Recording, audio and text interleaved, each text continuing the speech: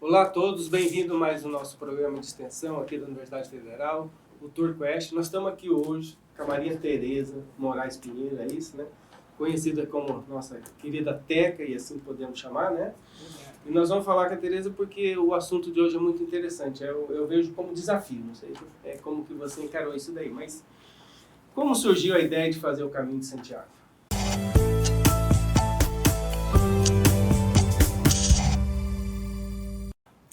Bom, o Caminho de Santiago surgiu quando eu ainda morava no Rio Grande do Sul, né?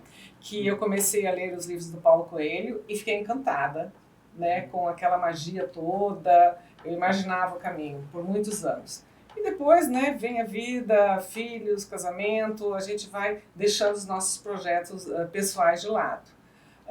Daí, um pouco antes da pandemia, chegou uma amiga e falou para mim: Maria Tereza, vamos fazer o Caminho de Santiago? Aí eu falei, eu preciso emagrecer mais para conseguir caminhar 800 quilômetros. 800 quilômetros é o caminho total. Isso. Existem vários caminhos. Existem caminhos de 840, que é o mais tradicional, que nós brasileiros mais conhecemos, né? Que foi o que o Paulo Coelho percorreu, que vai de Saint-Jean, na França, no norte da França, até a cidade de Santiago de Compostela, na Espanha, onde fica a catedral, né? Mas existem vários caminhos. Mas aí tudo começou, antes do livro você não conhecia, não sabia da existência do caminho. Foi tudo pelo Diário de um Mago, né? Diário de um Mago. Ele tinha um livro também que eu li uma vez e depois não achei mais esse livro, nem para comprar, Pelo Caminho das Estrelas. É muito legal também. É do Paulo Coelho também. É anterior ainda, deve ser anterior. Daquela época, né? Então surgiu assim muito forte essa vontade. Eu comecei a falar com outras pessoas que já tinham feito e comecei a animar pessoas para fazer também, né? Fizemos um jantar peregrino, com cardápio peregrino, no Recanto das Ervas. Porque a Márcia, né, a dona do Recanto das Ervas, uma jornalista até também, ela fez o Caminho de Santiago e fez solo, sozinha, os 840. Eu digo, vamos chamar simpatizantes, né? Num instante eu tinha 20 e poucas pessoas que queriam ir fazer o caminho. Queriam ir, compramos passagem, compramos tudo e daí veio a pandemia. Veio a pandemia e nós adiamos o sonho por 2 anos, né, para poder fazer. Ainda voltando na história do início da ideia, né? Porque a minha grande curiosidade é assim, o que leva as pessoas a fazer? É claro, cada um tem seu motivo pessoal, não sei o quê. Mas eu também me encantei, apesar que o livro, se não me engano, agora é 97, não, 87 o livro, se não me engano, do Diário de um Mago, né? O caminho tem mais de 800 anos, e toda a história do caminho, do que é. E eu, quando eu morei na Espanha, já existia essa peregrinação pelo caminho, mas não tinha o sucesso que teve no livro, né? E então, a partir do livro é que o caminho como um produto turístico, a gente vai falar sobre isso aqui, né? Que se tornou esse produto tão desejável assim e feito, né? Mas aí nós vamos falar no final. Eu quero saber o seguinte, os 840, fez completo, chegou no destino até Santiago? Sim, com certeza. Fiz em quase 40 dias, porque eu planejei de conhecer, de ficar um pouco mais nas cidades assim, Chaves, né, Lyon, coisa e tal, e cidades que eu nem tinha ouvido falar e elas se apresentaram para mim. Porque parece que o caminho escolhe o peregrino, né? Cada um faz e vai em cidades diferentes, e em pueblos diferentes, muitos pueblos, principalmente quando a gente está na parte da Espanha, né? Muitos. Mas assim, Noslin, na verdade, para nós brasileiros, que é uma coisa, um boom mais recente, mas os europeus, eles fazem o caminho, é um caminho secular, eles fazem há muitos anos. Eles vão sozinhos, eles vão com família. Já é tradição, né? Eles começam, então me aprofundei mais nos estudos, existem mais de 1000 caminhos diferentes. 1000? Mais de 1000. Existe o caminho começando na Itália. Então não é uma rota única, pré-determinada. Os caminhos, eles podem ter contornos diferentes, é isso? Sim, e marcados, né? Porque a gente considera um caminho marcado, né? Então tem caminhos que começam na África, começa na Itália, começa na Inglaterra, caminho primitivo. O caminho francês é o mais é o mais assim festejado, é o que as pessoas mais fazem. Eu achei interessante o da Inglaterra, né, pesquisando, porque eles iam de barco e começaram a ir até o Porto, na Espanha, e depois fazer o caminho, né? Eu quero retomar só uma questão que eu achei muito interessante que foi colocada aqui, né? Como que um livro ele tem a capacidade de motivar pessoas a se deslocarem de um local para outro, né? Sim. E os livros do Paulo Coelho são livros, eles são mágicos, né? São livros que trazem uma magia, só que eles só tocam realmente pessoas que estão espiritualizadas, pessoas que se envolvem, né, com aquela questão do livro. Aí eu te pergunto, desse grupo que vocês foram, né? Eu já pratiquei yoga com você, sei o quanto você é espiritualizado. Eu sei que você foi realmente buscando, e aí você vai falar um pouco mais disso, buscando desafio, buscando autoconhecimento, né? Mas assim, do grupo que vocês foram aí, a motivação foi a mesma de todo mundo, que você estava falando que foram mais pessoas, leram o livro também, foram no embalo com você, como que foi isso? Então, como eu falei, antes da pandemia, nós éramos 20 e poucos. 2 anos depois, mudam os planos das pessoas, né? Alguns casaram, outras moças ficaram grávidas, coisa e tal. Acabamos indo fazer o primeiro caminho. O primeiro caminho foi o caminho português de centro, né? Porque mesmo os caminhos portugueses tem vários, tem da costa, tem do centro, tem muitos. Então a gente fez esse primeiro caminho assim como um aperitivo, né? Um test drive para ver se nós conseguiríamos fazer. Porque todas nós, a mais nova, tinha 50 e poucos anos. O centro ia saindo de Lisboa? Nós, pode ser de Lisboa, mas nós saímos do Porto, da cidade do Porto. Né? Porque depende sempre do tempo que você tem. Nós tínhamos 20 dias, né? E eu sempre acho interessante, porque eu tenho o meu lado turismóloga, né? Todo lugar que eu chego, eu quero conhecer o atrativo turístico, a gastronomia e tudo. Então, nessa chegada, eu planejei de ficarmos uns dias na cidade do Porto, muitas não conheciam, né? Daí do Porto a gente foi a Fátima, foi para a região dos vinhos, Vale Douro, né? E então, a motivação, né? Vou voltar à pergunta, talvez eu esteja até desviando. A motivação tem muitas, a maioria é uma motivação religiosa, né? E pode ser também uma motivação turística, eu quero conhecer os lugares caminhando, não tem como você conhecer um lugar caminhando, interagindo com o povo e tudo, né? Mas para mim foi uma mistura, não foi só religiosa. Claro, eu me senti muito bem, uma introspecção, eu caminhei muito tempo sozinho, algumas vezes só com uma amiga, às vezes com 2, a gente não ficava andando em fila indiana, né? Cada uma fazia seu ritmo. E nessa primeira vez nós somos entre 10 pessoas. Um homem, no caso meu marido, e 9 mulheres, né? Porque nenhum outro pôde ir. Né? Inclusive, um colega querido, maravilhoso, que era para estar conosco, ele faleceu de Covid, né? Nós estávamos fazendo até uma associação dos peregrinos de MS, essa coisa toda. Ele já tinha feito estatuto para nós e tudo, e o vírus levou ele, infelizmente. Né? Mas ele isso vai no caminho também, né? Exato, então a gente fala, o caminho, sabe, nós traçamos no momento que nós decidimos, vamos fazer o caminho, sabe? Que a gente fez a viagem começa antes, né? Antes. A experiência começa antes. Porque assim, é uma coisa que fica no coração da gente, né? As fotos e tudo. Eu fiz bastante treinamento, né, aqui mesmo na cidade. Fomos para Furnas de Dionísio, andamos por lá, né? Saímos ali do Parque das Nações Indígenas, íamos até o aeroporto e voltávamos. Daí alguns pegavam Uber na volta. Treinamento físico importante. Muito importante, porque é diferente de você caminhar 5 km, 6 km. Você tem que caminhar 20 e poucos a 30 km por dia. Era a nossa meta. Né? E assim, suponho que a maioria das pessoas dos peregrinos lá sejam europeus, né?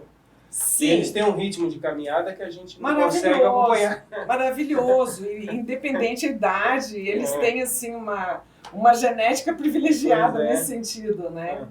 E, bom, mas no caminho a gente encontra, ele é universal, a gente encontra pessoas de todos os países do mundo, é muito interessante. Bem, eu conheço o caminho pelo livro, né? Então vou voltar um pouquinho nele, né? Que pena que você morou na Espanha e não fez nenhum pedacinho. Pois na época eu não tinha esse Não era chamamento, essa coisa. fama que tinha. Depois do livro o negócio... E tem né? essa coisa do Nozinho ter lido grande parte das obras do Paulo Coelho, eu também, né? Então a gente tem isso E também. no livro dele, nas questões que ele fala, que é a grande sacada do caminho, são as interações que você tem no caminho com outras pessoas, né? Essas trocas que tem. Sim. Né? E aí, uma das coisas que eu descobri, sendo curioso do caminho do Paulo Coelho, que não tem nada a ver agora, mas não vou falar da coisa, que ele sabe que no início da carreira dele, ele trabalhou aqui no Mato Grosso, né? Não sabia. Mas isso tem até num filme que fizeram dele. Ele foi concursado do governo do estado do Mato Grosso, era tipo adido cultural, e trabalhava nas escolas, percorria o estado levando cultura nas escolas. Isso foi o começo da carreira dele. Assim, uma curiosidade interessante, né, que eu fui pesquisar no livro. E eu sei que ele teve uma parceria também musical com Ramon Seixas, né? Fizeram muitas músicas juntas. Bem interessante. Agora, e essas interações, como que é no dia a dia lá, nos perrengues que uma pessoa que está caminhando 20 km por dia encontra outra, como que é essa troca lá com as pessoas? Eu falo de ajuda, de auxílio, de apoio moral, isso é forte, né? Bom, os caminhos europeus, né, os dois que eu conheço, que é o português e o francês, eles são muito bem estruturados, né, muito bem demarcados.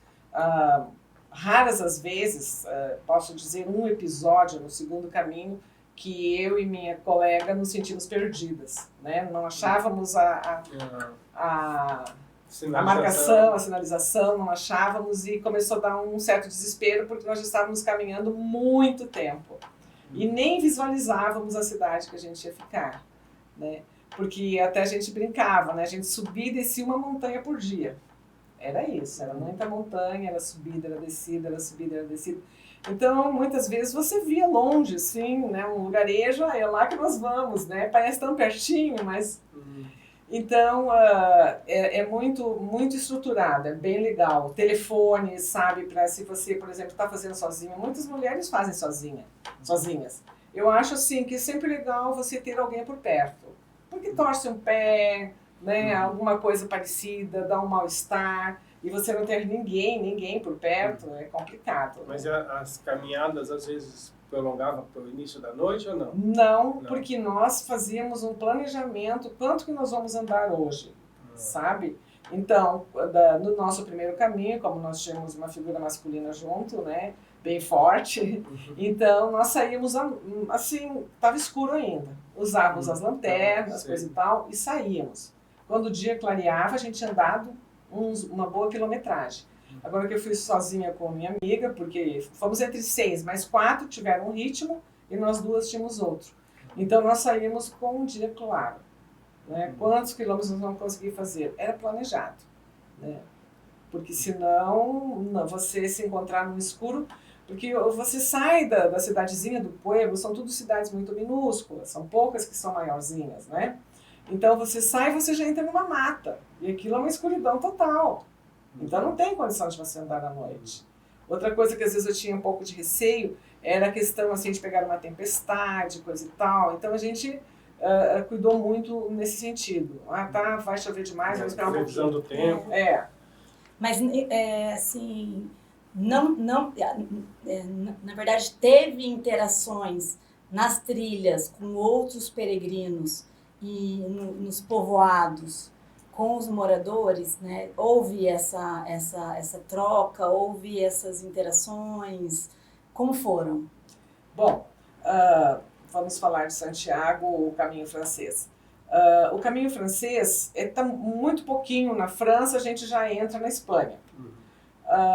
Então, a gente acabava, porque nós tínhamos que ter um ritmo bom de caminhada, a gente acabava interagindo com os próprios peregrinos.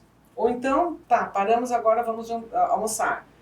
Eu sempre procurava falar com as pessoas, porque eu gosto de falar o que faz, onde é que veio, o que te motivou, você está aqui no caminho. Porque o caminho ele tem um período, né? Na época, por exemplo, do inverno, os albergues fecham, as pousadas fecham, né? E só abre novamente tipo em março. Né? E vocês fizeram em que época? Nós fizemos de abril a maio. É primavera. Abertura, né? A primavera, então eu acho a primavera maravilhoso, pegamos assim bastante floridos, os campos e tudo, né? Agora, para quem tem alergia, é um pouco ruim. Abril a maio de que ano? Do ano passado, 2023. 2023. Isso. Então, eu acho a melhor época ou na primavera ou no outono. Né? Porque o calor intenso é ruim, dá uma fadiga para você caminhar muito, né? Então, assim, a questão da interação. Para mim, o caminho, as coisas que mais marcaram foram algumas pessoas que não sei como apareceram ali e conversamos, sabe? Conversamos, inclusive locais, né? Então, até tem uma musiquinha de um cantor que fala que as melhores coisas da vida não são coisas, são pessoas, né? Então, realmente, o que me impactou muito foram as pessoas. Os lugares são diferentes, são... é uma coisa assim lá pós-pandemia também. Então, muitos pueblos pareciam que eram abandonados, né? Você quase não via pessoas. Isso eu senti bem forte em alguns lugares, sabe? Você não vê ninguém. Mas teve uma ocasião, eu posso contar a história? Claro. Teve uma ocasião, passei numa cidadezinha muito pequena e a minha colega que estava comigo, ela era um pouco ponteira, ela estava de correr. E eu sou muito assim de olhar, olha aqui, olha ali. Contempla, né? Entro no cemitério, assim, então eu queria ver essa questão, uma estatística, né? Quem morreu na pandemia é muita gente, muita gente. Locais lá nesse lugar, no norte da Espanha, né, na Galícia. Então, numa dessas cidadezinhas, uma senhora, assim, eu creio que de uns 80 anos, veio, não sei de onde, surgiu ali do meu lado, né? E ela andava devagar, e eu olhava a minha amiga lá na frente, e ela, você é da onde? Da Argentina? Eu disse, não, eu sou brasileira. Ah, eu tive um sobrinho que foi para lá, daí depois o meu irmão teve tantas saudades, ele pegou e foi, deve ser muito bonito lá, né? Eu digo, é lindo. E eu não conseguia, sabe, dar um fim naquela conversa, porque ela queria ficar conversando comigo. Daí eu descobri que ela morava ali sozinha, e ela estava indo para a casa de uns amigos, que devia de ficar uns 2 quilômetros da casa dela, porque eles gostavam de conversar e dar abraço. Olha só. Aquilo me tocou de uma forma... Isso ela... Me falou isso para mim. Eu estou indo na casa de uns amigos porque eles gostam de conversar e dar abraço. Então ela sentia muita carência, sabe? Porque os jovens vão para as cidades estudar, vão para Madrid, vão para cidades maiores, né? E ficam os velhinhos lá naqueles pueblos, muito carentes. Aí tá, conversamos mais um pouco, chegou ao lugar que ela ia visitar a família, né? Daí eu pensei, eu acho que ela quer um abraço, né? Abracei ela me abraçou assim, sabe? Parecia que aquilo era um anjo, sabe? São as trocas. Né? Eu tinha vontade de nem sei o que fazia, o que eu poderia, assim, sabe? Mais, sabe? Para passar um carinho para aquela pessoa lá no meio do nada que morava e foi para querer caminhar comigo. É a magia do caminho. É a magia do caminho. Foi uma coisa, assim, maravilhosa. E depois aconteceu uma outra situação também, mas daí foi mais pro lado da minha amiga, né, que foi uma experiência bem forte também.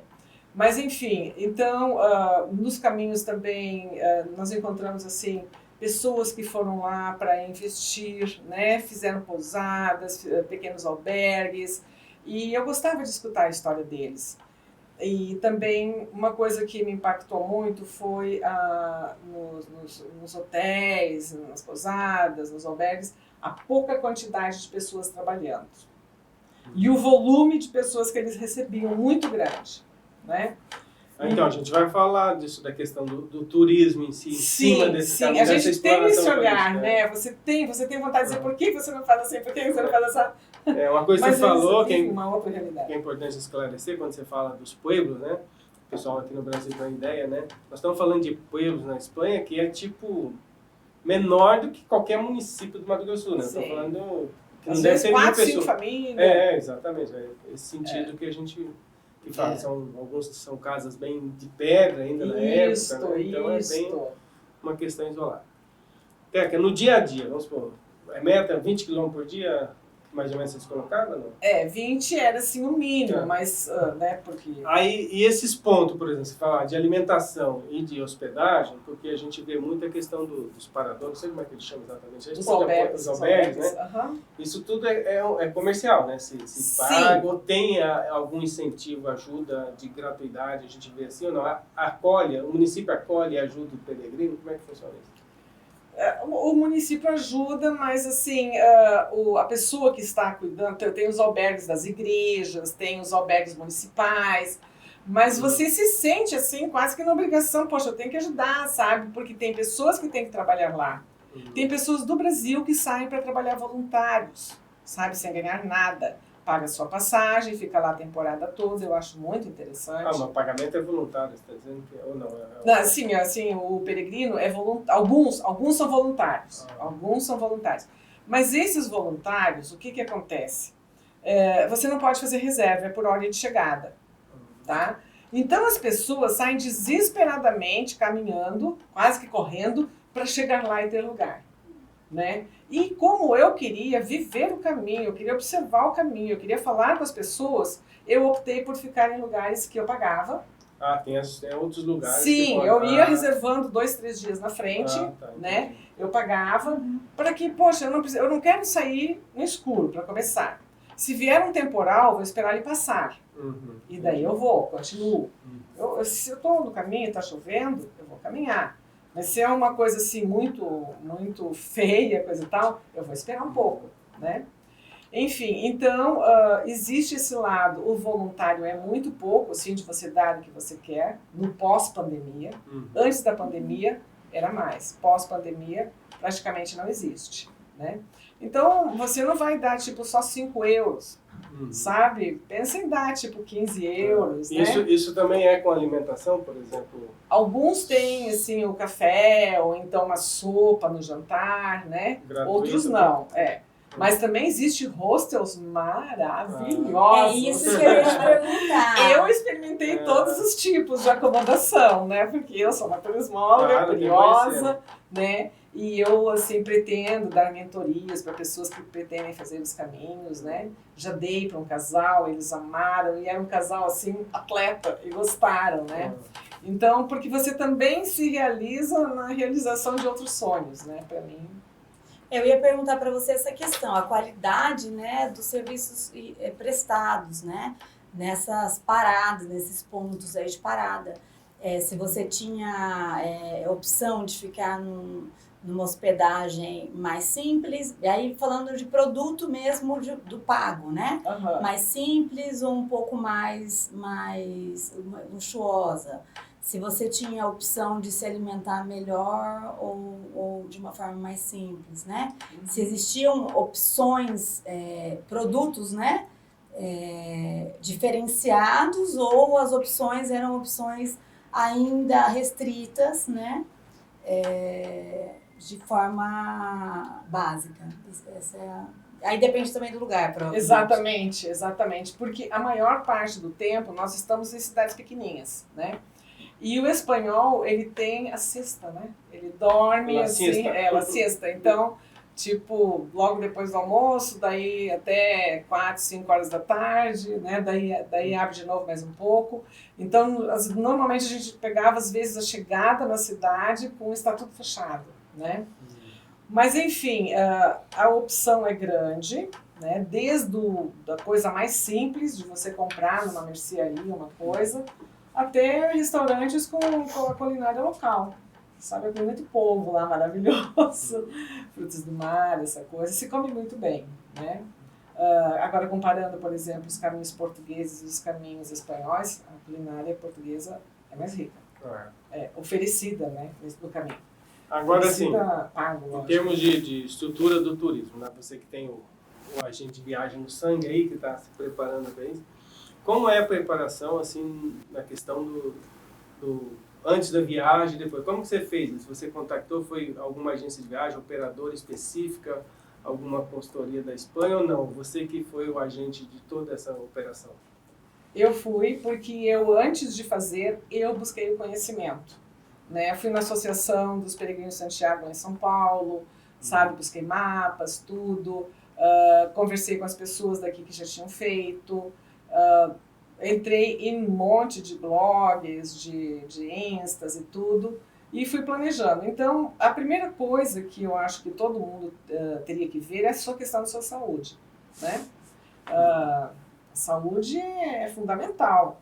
Todas as vacinas, só dessa, não, todas, né? Porque você pode se cortar, você pode se machucar, né? E o agente de viagem já tem no sangue essa coisa de montar um forfait, que a gente fala, né? Então, assim, a questão das passagens, com bastante antecedência. Imagina quantas vezes eu remarquei as passagens, porque a gente comprou antes da pandemia, e a gente viajou 2 anos depois. Então, fomos remarcando. Os hotéis também, né? Então, porque eu botei um pouco do caminho, lógico, os caminhos completos, mas um pouco também de turismo nas cidades chaves, em Madrid, quando chegamos, na cidade do Porto, né? Em Santiago de Compostela, porque a maior parte das pessoas, elas vão com o caminho, o tempo muito restrito. Daí eles chegam em Santiago, passam na catedral, pegam a Compostela e vão para a estação de trem. Pega os carimbos dos Papai vai embora, sabe? Então eu digo para vocês, eu já estive 2 vezes em Santiago de Compostela, as 2 vezes eu fiquei 3 noites, 4 dias, e eu não conheço tudo. Então, sabe? essa é a pergunta seguinte. Porque, por exemplo, você que esteve lá, qual a importância assim, do caminho de Santiago? Porque a Espanha, a gente sabe, é um dos países que mais recebe turista no mundo, né? Sim. Mas o caminho de Santiago, qual a importância dele para o turismo? Porque existe um sistema turístico ali muito grande, né? Não só da pessoa que faz o caminho, mas todo esse... Eu acredito que, por exemplo, as cidades um pouco maiores, não sei se Oviedo, você passou, tenha um pacote melhor de opções de você fazer essa... E esses peregrinos usam isso? Aproveita, que nem você aproveitou e disse de Santiago? Sim, muitos. Lógico, depende do bolso de cada um, né? O que está disposto. Não é um turismo caro, né? Mas você não pode converter o tempo inteiro. Isso aqui é 5 euros, então 5 é 5, 25 é caro. Né? Não, sabe, eu sempre falo que é caro, porque a nossa moeda é pouco valorizada. Mas eles lá, toda a despesa deles é naquela moeda. Então não adianta, você tem que ir com a cabeça aberta para isso. E do público ali, que você viu, outra curiosidade, né? Que você viu que tem estrangeiro de todas as partes do mundo, é nível de renda. Você acha que existe ali peregrinos de classe mais baixa e mais alta? Existe de tudo, assim. Sim. Não é um caminho seletivo. Não. Existe... essas pessoas, lógico, com menor poder aquisitivo, procuram ficar nesses albergues, né, que são um preço mais em conta. Mas o albergue, que é um preço mais em conta, você chega, sim, pode ter até 100 camas num espaço ali. E banheiro compartilhado, entendeu? Então, tudo bem, ele se propõe a isso, faz o caminho da mesma forma. Mas se você pensa assim, não, eu quero um pouco de conforto, eu quero... Porque você caminha muito, você cansa, não é assim um lazer, assim, né?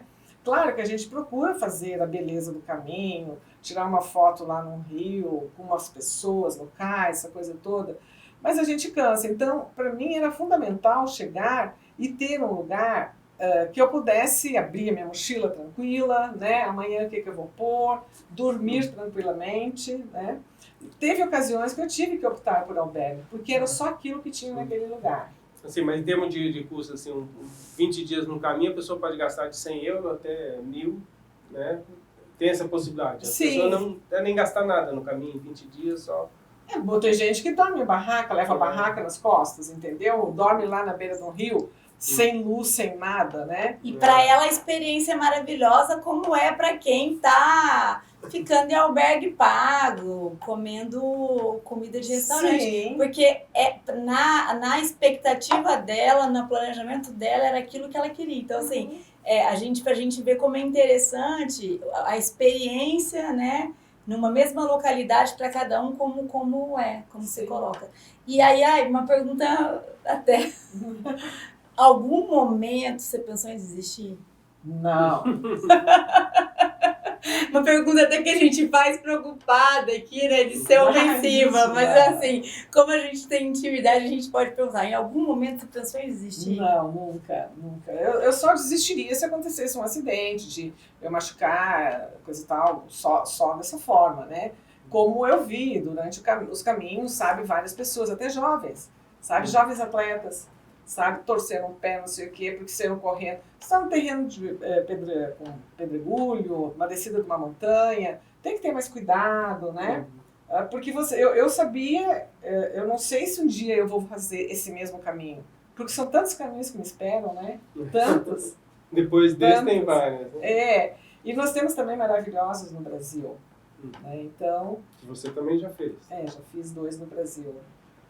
Maravilhosos. Assim, eu acho que as nossas paisagens, por exemplo, nossa, elas não perdem nada para as paisagens europeias, né? São muito, muito ricos. Tanto na Serra da Mantiqueira quanto na Serra dos Gaúchos. Então, uma das coisas que também o pessoal fala muito do caminho é que quando você faz o caminho, você não volta mais o mesmo, né? Qual foi, assim, a tua grande transformação? Se é que podemos saber. Não, eu acho que o que acontece é uma motivação para você não parar, para você fazer outro. Aconteceu uma coisa muito interessante. Quando eu peguei minha Compostela, agora, no ano passado, do caminho francês, quem me entregou foi uma menina brasileira que trabalhava lá. A Compostela é o quê? É tipo um certificado, né? Porque quando você começa o caminho, você ganha uma espécie de um passaporte e você tem que carimbar todos os dias para provar que você passou ali. Pelos pontos. Às vezes é numa mercearia, às vezes é no albergue, né? Você vai carimbando. Quando você chega lá numa oficina que tem da igreja, um lugar bem grande, eles te dão um certificado muito bonito. Né? Escrito o seu nome em latim, coisa e tal, e quantos quilômetros você fez, e esse certificado. Né? Chama Compostela. Chama-se a Compostela, né? Vou pegar minha Compostela. Né? E lá nesse lugar, então, eles fazem estatística de quantos peregrinos chegaram lá aquele dia. E o ano passado, quando eu fiz, estava chegando na média de 1.200, 1.300 por dia. Por dia? Em Santiago. Né? Isso tanto faz, podia ser caminhando, como podia também ser de bicicleta, porque alguns fazem de bike. Né? Isso. Então, voltando à menina que me entregou, uma brasileira trabalhando lá, ela perguntou para mim assim, e daí, quando vai ser o seu próximo caminho? Eu digo, não sei, eu acho que não mais, né? Diz ela assim, o primitivo, eu digo, o primitivo, sim. O primitivo é mais ao norte, né? Mas ele é bem primitivo no mesmo sentido da palavra, né? Mas por causa do terreno. Terreno, e a questão das estruturas também, né? De te receber e tudo. E chegando no Brasil, né, minhas amigas, né, que não foram, porque às vezes uns vão, outros não vão. E daí, Teca, quando que vai ser o nosso caminho? Eu digo, quando? Não sei, vamos esperar passar esse ano. Não, 1 ano sem caminho? Não pode, né? Eu digo, bom, então vamos fazer um menor, vamos fazer o caminho da costa português, né? Pelo litoral, assim, é muito bonito também, né? Vamos fazer esse. Então, talvez saia outro esse ano, né? Mas assim... É uma ansiedade, uma coisa que planta na gente depois que a gente vem no caminho. Não é que a gente está diferente. Eu acho que a gente está, assim, valorizando outro tipo de coisa, né? Outro tipo de turismo, sabe? Porque tem momentos lá que a gente pensa assim, nossa, sabe? Por que deixei meus filhos, deixei meu marido, minha casa, meu trabalho, tudo? Eu larguei tudo e vim. Mas isso, se um dia o dia que eu for embora, isso vai acontecer também. Então eu posso voltar e vai estar tudo aqui. E eu realizei um sonho, né? Meus filhos ficaram super orgulhosos, minha mãe, sabe? E eu conseguiu, tudo isso. Eu digo, e vocês? Por que não? Vocês, né? Fico, mas às vezes, assim, também quando eu tinha a idade deles, também, né? Pelos compromissos que eu tinha, eu não conseguia fazer. Né? Tanto tempo fora. Tem que ter o momento certo, assim, né? Eu acho que além também do que você está falando, além de conseguir curtir a paisagem, conhecer gente, ver tudo que você viveu, é um tempo para você, né? Sim. Acho que é um pouco que você está dizendo assim, é também tirar um tempo para você, poder... você viu que é uma coisa que você gosta, então você tira esse tempo para você para fazer isso que você gosta. Sim. E hoje em dia, quem pode, né? Tirar um tempo para a pessoa, para fazer o que quer, né? E fazer o turismo que quer. Então, eu acho que isso é muito importante. E hoje vocês têm um grupo aqui? Nós nos intitulamos, né? Quando nós resolvemos fazer o caminho antes da pandemia, Peregrinos Sem Fronteiras. Né? Eu gosto dessa palavra sem fronteiras, até minha empresa tem sem fronteiras, né? Porque nós pretendíamos, sabe, um incentiva o outro, coisa e tal, muitos já tinham feito, né? Algum caminho. Vamos fazer um logotipo, vamos aonde passar, vamos colocar que passamos aqui, vamos fazer também algumas coisas sociais, né? Que nem tem vários grupos aqui na nossa cidade, de moto, essas coisas. Então, esse era o nosso sonho, que não está enterrado. Ele está até já assim, já temos o esboço dele. Então, nós temos um grupo, mas não que é um grupo fechado, sabe? Inclusive, se vocês quiserem fazer parte, é maravilhoso. Né? Porque é um Temos grupo que comprar tênis. Eu tenho que começar a fazer atividade física. Mas assim, a Caminho de Santiago, na Espanha, no Brasil, você falou. E a América do Sul tem algum parecido que... Temos lindos no Brasil. Mas que vocês planejam fazer ou não? Eu quero fazer todos. O mosquitinho do caminho te picou e... Foi. Então, os principais, né, que nós temos aqui no Brasil, o Caminho da Fé, que vai a Aparecida, né, Nossa Senhora Aparecida, e ele se subdivide em vários caminhos. Eu só tenho uma semana para fazer, ok, faz 150 quilômetros. Eu tenho 2, faz 200, porque são vários ramais que você pode começar, né? Sai de Minas, São Paulo... Mas assim, sai de São Paulo, sai de Minas, da onde você quiser. Depende do tempo que você tem e quantos quilômetros você quer fazer. Né? E também eles usam, igual a Santiago, o passaporte para você ir carimbando nas cidades, e chega lá em Aparecida, também você ganha um certificado de peregrino do Caminho da Fé. É maravilhoso. Você acha que a estrutura aqui que a gente tem dos caminhos nacionais, ela é bem compatível assim, com a da Espanha ou ainda nós estamos no início aí de uma... Tem assim, eu fiz o caminho da Fé, não fiz o caminho maior. Eu fiz um caminho de 150 quilômetros. Né? Mas, gente, 150 quilômetros na Serra da Mantiqueira é uma coisa, sabe? Porque eu nunca subi e desci tanto na minha vida. É demais. Agora, as paisagens são de tirar o fôlego, né?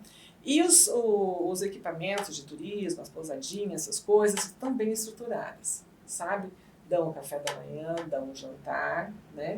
Porque você está lá no pico de uma montanha, você chega lá já no fim do dia, você tem que ter uma sopa, um pão, uma coisa. E depois acolhimento ali. E o brasileiro não tem como brasileiro de acolhimento, sabe? Eles são muito, muito carinhosos, são assim, eles recebem o peregrino de uma forma assim, muito, muito linda, muito linda. E o Caminho da Fé, qualquer pessoa pode fazer. Tira uma semana de férias, vou lá, vou fazer um pedaço, outro ano pode fazer um outro pedaço, né?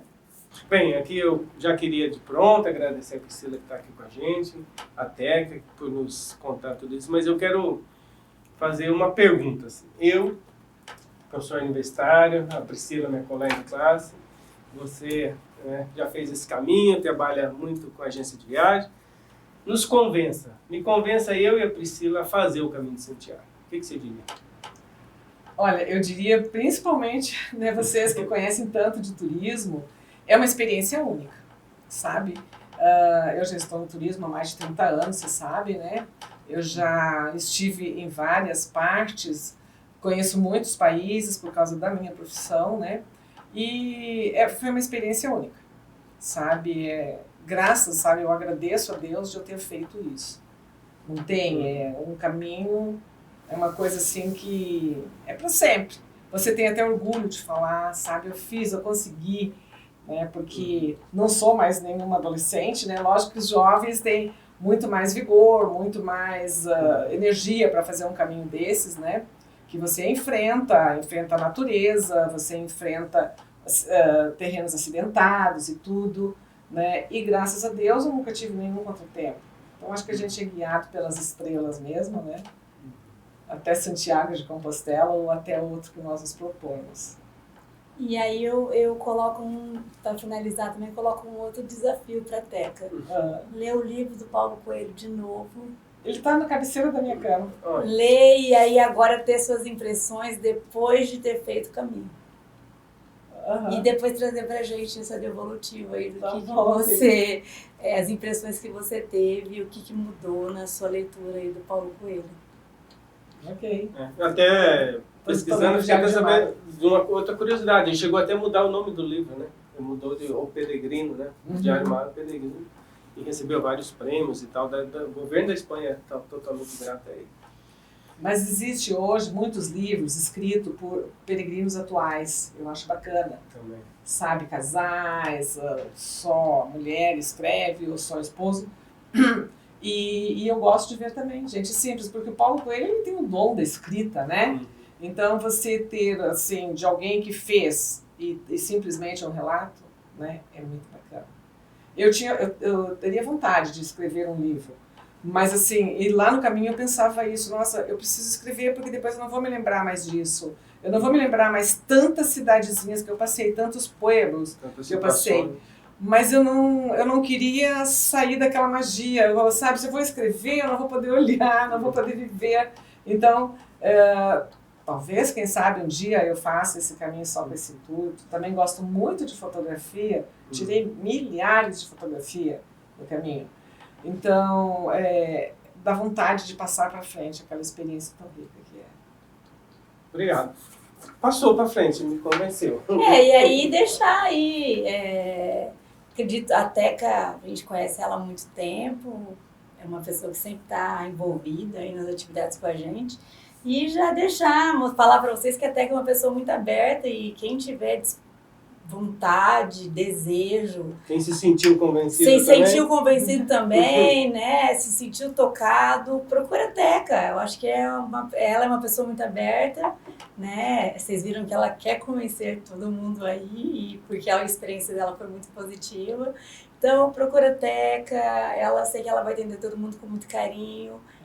E para buscar aí esses caminhos e encontrar os seus caminhos, né? Sim. Obrigada. Ok, obrigado, professor Cila, obrigado, Maria Tereza, Teca. Obrigado a vocês que nos acompanham mais nesse episódio de Tour Quest. Obrigado.